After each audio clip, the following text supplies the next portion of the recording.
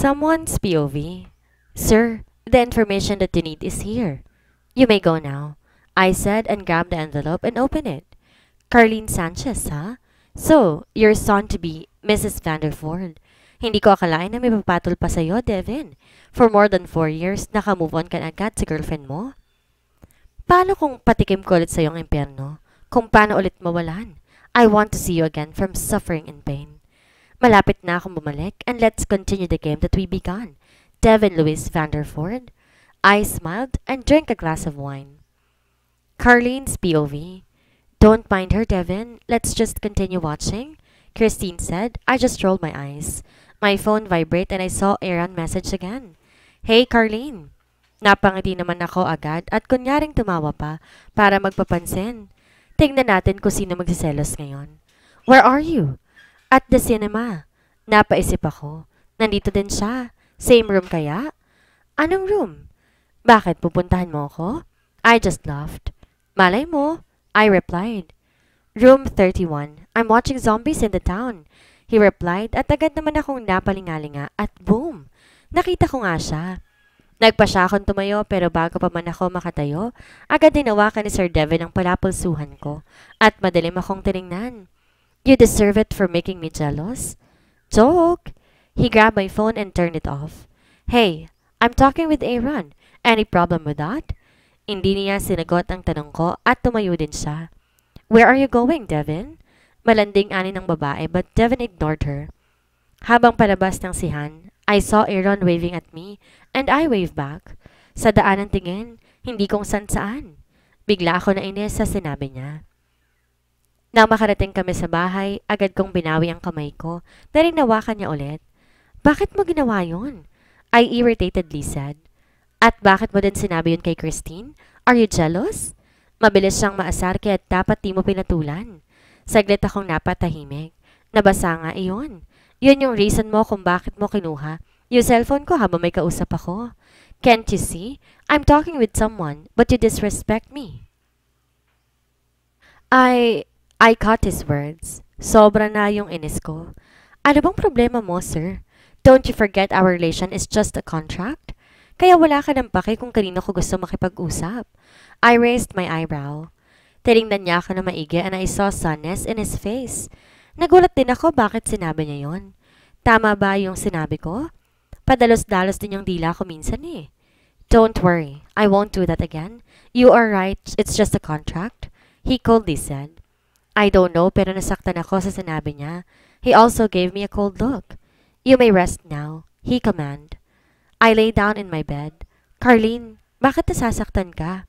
Remember it was just a contract at di ka pwedeng ma-inlove sa kanya? He is a killer. He is a mafia and mafia is dangerous. Kung pakakasalan ko man siya ay para yon tulungan siya at wala ng iba. Kahit anong pilit kong iwakse yung nararamdaman ko, nagmumukha akong baliw. Bakit pa pinipigilan ko pa? I fell in love, but he is a dangerous man. Napapikit ako at nag-isip. 1-2 weeks before our wedding? Ano, aatras ka? Huwag kang boba ha? Anda ng lahat tapos aatras ka. Hoy, mag-isip ka nga. Paninermon sa akin ni Riza. Sabi na eh, imbes na mag-advise, gagalitin pa ako. Diba sinabi mo na may nararamdaman siya para sa'yo? Oo. Napakamot ako sa ulo ko dahil sa sagot ko. And you feel the same? Hindi ko sure eh. Hay, nako ka naman. Ikaw ang nagsabi na nagsiselos ka kapag dumidikit yung higat sa fiancé mo, tapos hindi ka sure sa nararamdaman mo? Ano yon, trip lang? Gumising ka. Piratay ko ang cellphone ko at pumikit ng mariin. Dapat hindi ko na sinabi yon. Sana hindi ko na siya nakilala para hindi na humantong pa sa ganito. Days have passed, Sir Devin always being cold when we're having a conversation. Lagi na lang siyang cold. Is it because of what I said last Saturday? Damn! Kapag nakakasalubong ko siya, iniiwasan niya ako. Palipas ng palipas sa mga araw at bukas kasal na namin. Gusto kong tanungin siya kung may atrasan pa ba pero nakokonsensya ako. Ako yung pag-asa niya para hindi may tali sa isang taong hindi naman ginusto pero ako yung naiipit eh. Tok tok tok. Sino kaya yon? I opened the door and I was surprised when I saw him. Sir, he caught my words. Kung gusto mong kumalas at wag nang ituloy ang kasal, then go ahead. You are free and about our contract, don't worry. Ako nang bahala. Malamig nitong sabi na siyang nagpakirot sa puso ko. Am I really in love with this man? Alam niyo yung iniisip ko. Seryoso ka ba? Nakita ko ang pag-aalinlangan niya bago tumango. Sorry, Carlene, kung idinadamay kita sa problema ko. You are free now. You can do what you want. Akmang tatalikod siya na magsalita ako. Pero ready ng lahat. Malaki nang nagastos mo at madidisappoint ang mga magulang mo. Don't mind it.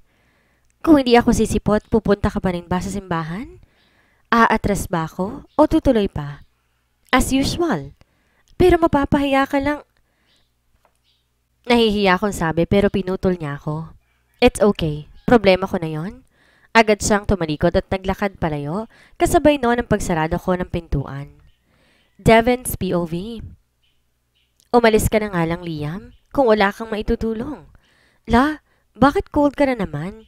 Tell me, nag-away kayo ng future asawa mo, no? He asked me. I gave him a death glare. I set her free. I said. So, wala nang kasalang magaganap? Pupunta ako. I don't know if she will come but I guess. I continued clicking a keyboard and focused on my laptop. Sayang naman. Pero mukhang nasasaktan ka, ha? In love ka talaga? I looked at him straightly to his eyes. That's enough. Umuwi ako ng bahay at puro maids lang ang sumalubong sa akin. I did not see Carlene, and I don't want to ask my mates about her. I don't want to see her that she already leave. Kinabukasan, agad akong bumangon at inayos ang sarili ko. Alam ko na hindi naman dapat. Nasa simbahan na ako. The groom is here and the bride still haven't arrived. May aasahan pa nga ba ako? My mother stand up and go where I stand. Where is your bride, Devon? It's taking so long. I don't know, Mom. Nag-away ba kayo? Umiling-iling ako bilang sagot.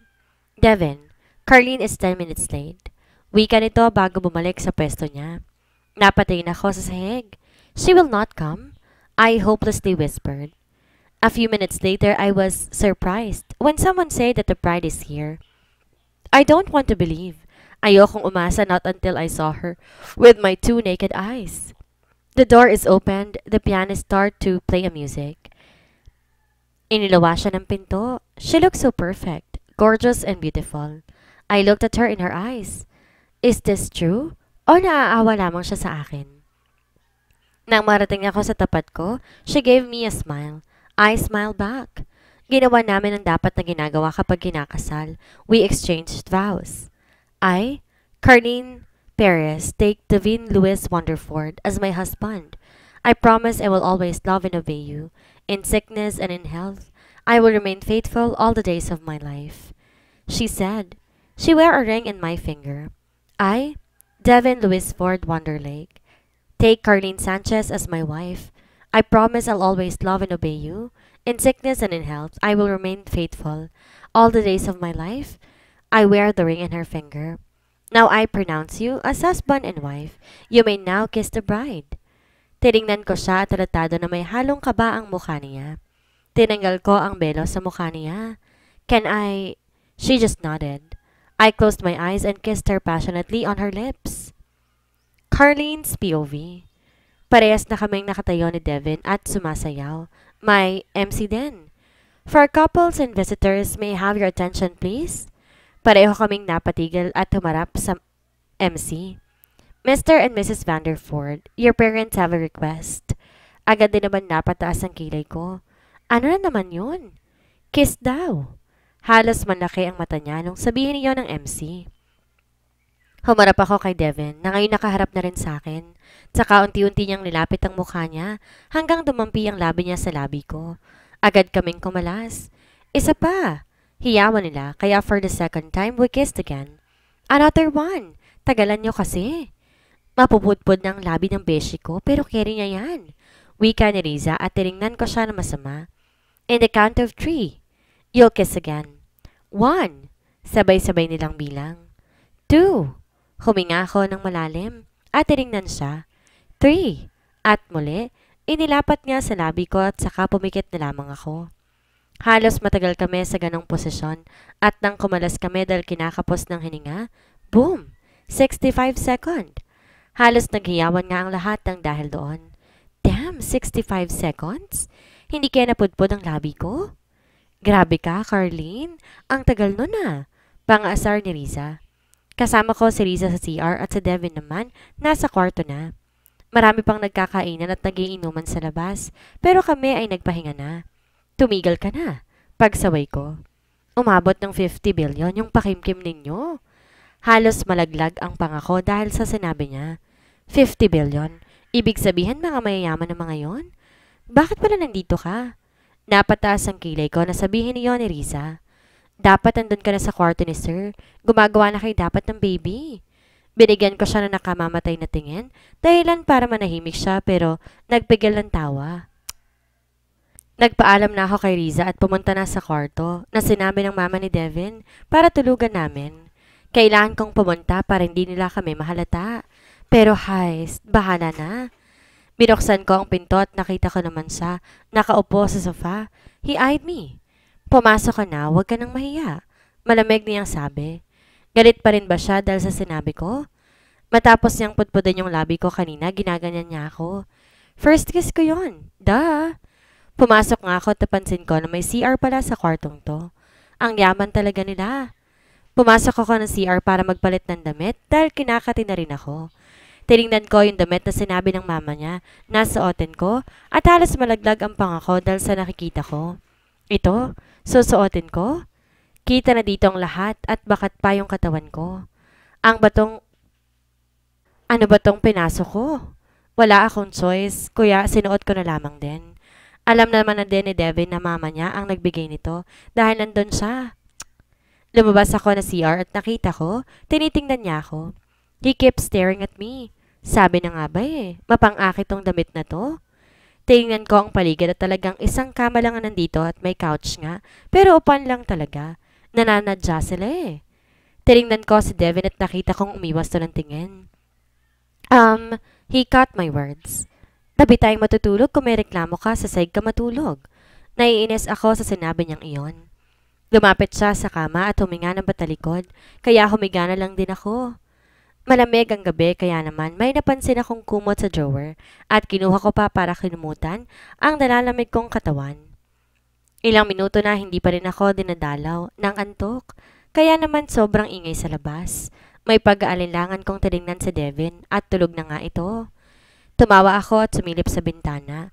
Nagsasayawan at nagiinuman pa rin sila. Hindi ba sila nilalamig? What are you doing? Halos napatalon ako sa gulat nang magsalita ito. If I were you, I'm just gonna sleep.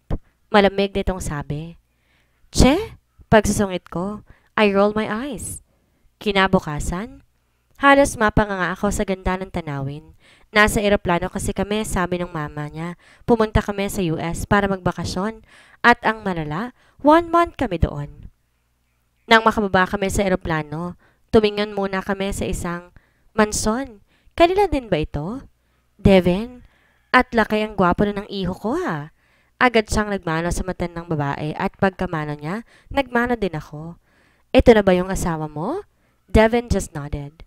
Ang ganda mo, iha. Hanga ako sa'yo, buti nagawa mo pang lumakad pagkatapos ng honeymoon ninyo kagabi. Natatawang wika ng matanda. Tinignan ko si Devin at nag-iwas lang din ito ng tingin. Kumain na muna kayo. Alam kong gutom kayo sa biyahe. Tumango na lang ako at sabay-sabay nga kaming kumain. Pasensya na pala apo, hindi ako nakapunta kahapon. It's okay, Grandma, and thanks for your support, Devin said, and I just continued eating. It's super delicious. Anong call sign nyo? Nabilaukan ako nang tanongin iyon ng matanda. Inabutan ako ni Devin ng tubig. Here, hon. Next time, be careful when you're eating. He's sweet, he said. How sweet? Ngiting wika ng matanda. Thanks, I said and kissed him in his cheeks. Wait! Agad na naman ng laki ang mata ko at napagtanto ko ang ginawa ko. Did I kiss him? Did I really do that? Mamaya na yan. Kung kinulang pa to sa ginawa niyo kagabi Natatawang wika ng lola niya. Habang ako naman napatahimik lang sa sobra kong hiya.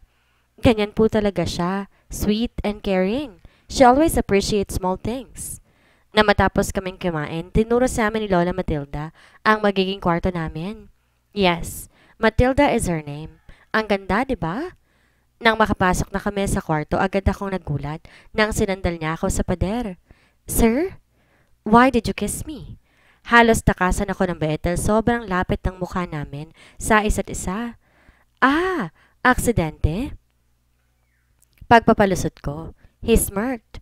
Next time you do it again, I will give you a punishment. Wika niya bago lumayo sa akin. Agad ako napanunok. Parang kagabi lang ang cold. Tapos ngayon, parang demonyong ngingisi-ngisi.